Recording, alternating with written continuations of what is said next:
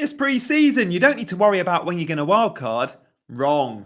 It's got to be at the back of your mind somewhere. And in today's show, we're going to look at 4 wildcard windows. Welcome to the Gianni Battici YouTube show. Hope you guys are well. We're looking at those windows because when you make your decisions ahead of game week 1, if you know roughly when you might be wildcarding, it will massively affect what players you back early. Are you picking players for the short or the longer haul? Well, we're going to explore those 4 main options in today's show. So look, we're going to look at some tickers from Fantasy Football Scout, and I've got plenty to show you. Before I do hit that like and subscribe button if you want to support the channel. Thank you guys for all the subs in the last few weeks. So without further ado, this is from the Scout members area, but on the app, and there's an app now at Scout. Link in description if you want to go check out Scout. It's 40% off. But the reason I'm showing you the tickers in this format, well, let me go through it. Reason number 1, all the tickers we see today are filtered by difficulty from top to bottom. All the tickers we see today will show attack data, attack first. So they've been filtered with attacking numbers in mind. So difficulty rating in terms of Newcastle at the top, because the rating says in attack, their rating is so good. So something you can do in the members area, filter by attack, defense, or average. We usually see difficulty ratings in terms of overall. This is for attack. And I've excluded a handful of teams. Nothing against the teams at the bottom before you all comment. It's just when we're making our wildcard decisions, I feel like Wolves, West Ham, Southampton, Leicester, Ipswich, even Brighton and Brentford probably aren't going to swing us too far. I could have been a bit more ruthless. I could have been a bit more generous, but it's easier to absorb a ticker without all 20 teams. And remember, the ticker is with attack in mind. So sure, I might have Wolves and West Ham defenders, probably not going to have too many of their attackers. So let's look at those windows, shall we? There's 4 main windows to go through in today's show. Now, I'm not saying you've got to commit to a strategy. Guys, you do not have to commit to a strategy. I'm not saying that at all. What I'm saying is, if you have a loose plan of action and know what that plan of action is, i.e. I'm going to wildcard in game week 12. And because of that, I'm going to pick that player. It influences your decisions. Of course, in FPL, we should remain flexible. Of course, in FPL, by the way, we have to remember the new rule, which is you can roll your transfers. Now, I think rolling transfers, and remember, you can roll your transfers either side of the wildcard now as well. I can have 3 free transfers, wildcard, and still have 3 free transfers after. That's new. So with all this in mind, I think with the new rules, it means wildcarding earlier is perhaps a more favorable play. Now, remember, the benefits, like they always have been with wildcarding earlier, are you can get on certain players before they go up massively in price. You can jump on early bandwagons. So for me, the first wildcard window, now, of course, is game week 2, but the one we're going to talk about, the first proper wildcard window, is game week 4. Reason number 1 for game week 4, it's an international break. So we've got time to think about it, time to look at data. Remember, life gets in the way sometimes, and when you're wildcarding, you don't want it to be a rush decision. So we've got an international break ahead of game week 4. We can assess the first 3 weeks. We can jump on all those assets that we know are good. All those assets that we've seen enough form, we've seen enough in terms of positions. You know who Liverpool's number 9 is. You know if Watkins is on penalties, maybe.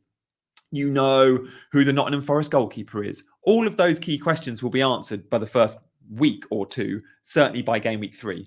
The other benefit of a wildcard game week 4 is when you look at the ticker, it's certain teams that you might jump on to start the season. For example, Man United, Aston Villa, Chelsea. When we look at the ticker from game week 1, we can see those teams fairly mid to low level. Like you can see Aston Villa and Chelsea right at the bottom there, and Man United below halfway. When we skip to game week 4, Man United number 1, Aston Villa number 2, Chelsea number 3, and even at number 4, we've got Liverpool. So Liverpool's fixtures are just good for the first like block of game weeks beyond like game week 4.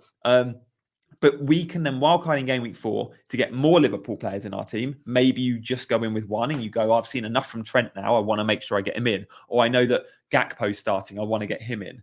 You've seen enough from Chelsea and their fixtures turn. Aston Villa, this is the perfect time to get on Ollie Watkins. He's about to play Everton at home, Wolves at home, and then he goes to Ipswich. Yeah, very nice set of 3 fixtures. And of course, if Man United have standout assets, you know, your Brunos, you can jump on them. So game week 4 is an option. It means when you're picking your first team, you're just picking for the first 3 weeks, which could massively affect your team and your planning. Who has the best first 3? For example, you look at Arsenal, right? In the first 3 fixtures, Arsenal aren't high on the ticker because they're game 4 and 5 are Spurs and Man City. But the first 3, you go Wolves and Brighton at home and Aston Villa away. That's 2 clean sheet fixtures. You go straight away triple Arsenal if you're going to wildcard game week 4. That affects your planning. So this is the first window, but we've still got 3 more to consider. Bear with me. I know I'm giving you loads of information, but I'm keen to give you this information because I think it's important to have. Before I do, though, let me tell you about today's sponsor. So you may have heard by now of Sleeper. Sleeper are a company in the US who specialize in fantasy sports, mainly historically American sports like NFL. Now they want to target UK-based, or they want to target FPL-based fans, football fans, soccer fans. And to do that, they have given me £8,000 worth of prizes to give for those that join my mini league and play a game that they call Pick'em. The Pick'em game is proper simple. All you have to do is pick the teams you think will win each week. So 10 Premier League fixtures, you go through the first 10 fixtures and you go, Man United play Fulham, I think it's going to be a draw. Ipswich play Liverpool, I think Liverpool win. Everton, Brighton, I think Brighton win. These are my choices on the screen here. So simply predict the outcome of 10 football matches each week. There's going to be a leaderboard and a mini league that you will join with the link in the description. The link in the description takes you to download, and then it takes you straight to my mini league. Now, each week I'm going to be giving away wicked prizes. I'm starting off with a bang though. Game week 1, guys, I'm giving away a PS5. There might only be 100 or 200 people in this mini league, and you have a very good chance of winning. I want it to go to one of my YouTubers. Guys, make sure you're joining. Every week there'll be prizes, sometimes football shirts. End of the season for the overall league winner will be a big prize. But every week, an individual prize, PS5 game week 1. In the event of a tie, we're going to do some sort of game like spin the wheel or something like that to decide the winner. It's going to be super fun. Link in the description. Sleeper is wicked. You will absolutely love it. I'm sure of it. Let's carry on. Game week 4 wildcard. I don't think that's me, but I understand those that like it. Okay. Let's look at a few other windows. Let's go to game week. This is the big one. Game week 6. Game week 6 isn't an international break, so it's a little bit more of a rushed decision. The beauty of game week 6 is in game week 5, Arsenal play Man City. Now, if you don't know how that game's going to go, or you want to sell a couple of those assets, you can. I'm not even thinking I'll sell them, but maybe that might be a strategy for some, but it means you're not owning and investing heavily on those 2 teams until game week 6. So game week 6 comes around, or you've already had some Arsenal or maybe 1 or 2 City, but game week 6 comes around and you go, City have just played Arsenal, they're the best team in the league, and now they have the most incredible ticker. They are top of the ticker. Aston Villa are still flying high if you're not on Ollie Watkins by then. And even teams like Forest, Spurs, this might be the opportunity to buy Son. We have great options from game week 6. You might even look at Pedro Porro by then and go, yeah, didn't want him at first. He's actually looked good and Spurs look like they can keep some clean sheets. You bring him in. The idea of going triple City, getting a Haaland and a Foden, the idea of being able to get to a Watkins if you're not already there and load up on the likes of Spurs and even some Forest backline players looks good. It also allows you, every time we look at these windows, we have to look at who we're going to buy, but we also have to look at who we're going to sell. Now, many teams from the start of the season, myself included, will have double or triple Liverpool and Newcastle. If you've got double and or triple Liverpool and Newcastle, look at their fixtures from game week 6. We offload them because they're tough fixtures. You'd be selling your Newcastle assets who are about to play Man City at home, but then it's Everton, Brighton, Chelsea and Arsenal. That's a tough run of 5 games. Same with Liverpool. Like they've got a couple of away games, then it's home to Chelsea, then again away at Arsenal, home to Brighton. Maybe not too many clean sheets in there and maybe not that many goals. So we can sell assets there and we can buy from the top. I think Wildcard 6 is going to be a very popular play. Also, remember the benefit of wildcarding in either 4 or 6, and this is really important, game week 4 or 6, if you do wildcard early, you're making the most of price rises. Now, we say it every season, there are early bandwagons, and these bandwagons go up very quickly in price. And FPL, the price rises in FPL is sort of transparent, but not overly. And what we see at the start of the season is a lot of managers knee-jerking, a lot of managers making a ton of transfers, hits as well. And with that, it's a volatile transfer market and the most in-demand players shoot up in price. If you're wildcarding in 4 or even 6, you get on more of those bandwagons early and you build your team value through the season. If you're wildcarding later in the first half of the season, remember we get 2 wildcards, one in January as from January as onwards, can't get my words out, then you're able to make fewer transfers. The idea of going 4 or 6 allows you to jump on more early season bandwagons and then make the most of prices.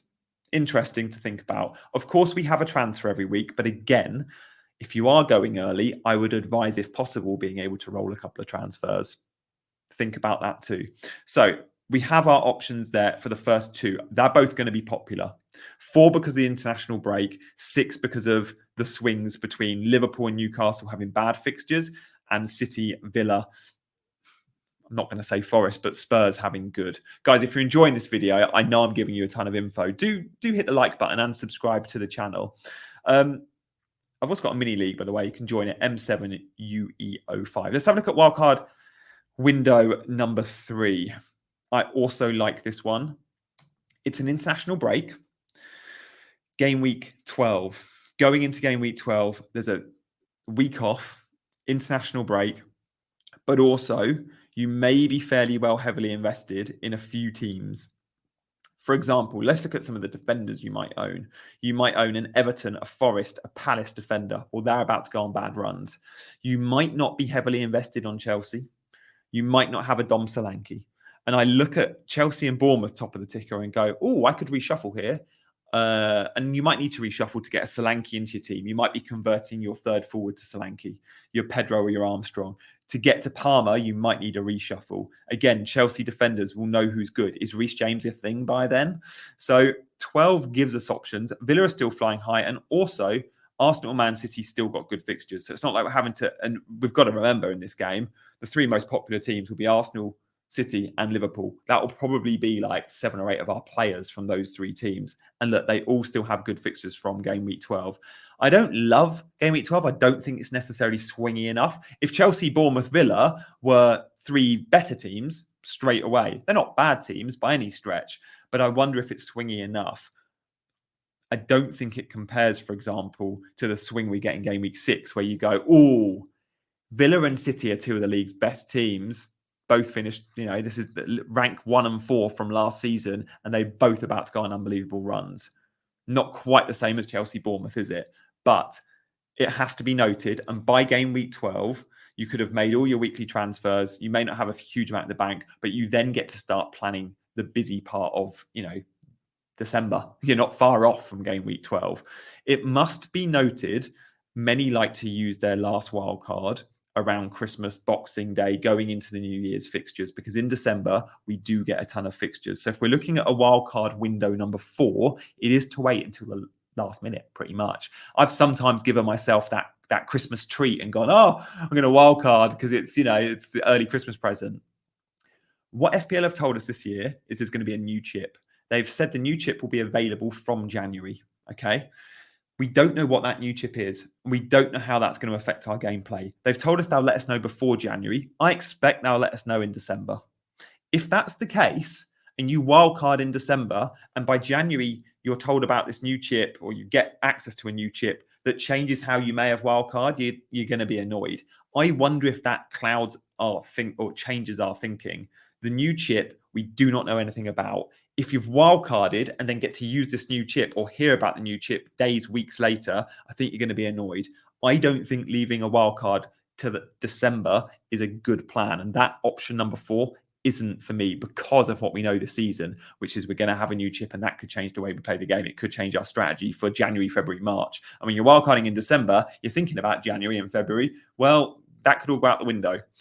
That could be a waste of your wild card. So guys, that's my summary and my conclusion from the 4 windows. Personally, I'm not bookmarking a wild card in. Some are, and that's absolutely fine. If you bookmark one in and you know your wild card in 4 or your wild card in 6 or 12 or any other time, you can really go heavy on the clubs you're backing. For example, if I was wildcarding game week 4, I'd have triple Arsenal from the off. Yeah, I don't know when I'm wildcarding, and I might only have 1, if not no Arsenal. My plan is probably 6 because I like the swings for City and Villa. And I think I'll start the season with probably no Villa and probably 1 City. It also allows me to offload Newcastle, who I'm going to start the season with 2 or 3 of, and Liverpool, who I'm going to start the season with 2 of, possibly 3. So for me, it will be 6, but I'm open and I'm flexible. And that should be, I think, the approach to most. So guys, thank you so much for watching. If you've enjoyed this type of show, more strategic, then let me know in the comments. Thank you for hitting the like button and subscribing. We don't have long left till the game week 1 deadline. There's loads more stuff to watch on this channel. Do check out and watch another video right now. And finally, guys, Sleeper is going to be awesome this season. I really hope you can join my mini league by just scanning the code on screen and playing the game. It's going to be a wicked game, and I'm giving away a PS5 game week 1. I would love it to be one of my YouTubers. And as I say, there ain't going to be thousands in the league. Your odds of winning are pretty good game week 1. By game week 24, I hope to have thousands in the league, and therefore your chances will be lower. But get in there early and have a chance of winning the biggest prize I'll be given all season in PS5s. Thank you guys for watching, and we'll see you next time. Bye-bye.